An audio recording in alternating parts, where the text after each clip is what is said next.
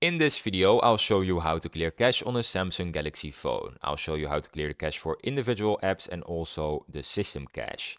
Now, first start with app cache for individual apps. Open the settings and tap apps. Then select the app you want to clear cache for. Then tap storage and then tap clear cache. Pretty easy, right? If you want to clear the system cache, then power off your Samsung Galaxy phone. Then press and hold the volume up and power buttons together until the Android recovery screen appears. Then release. You are now in recovery mode.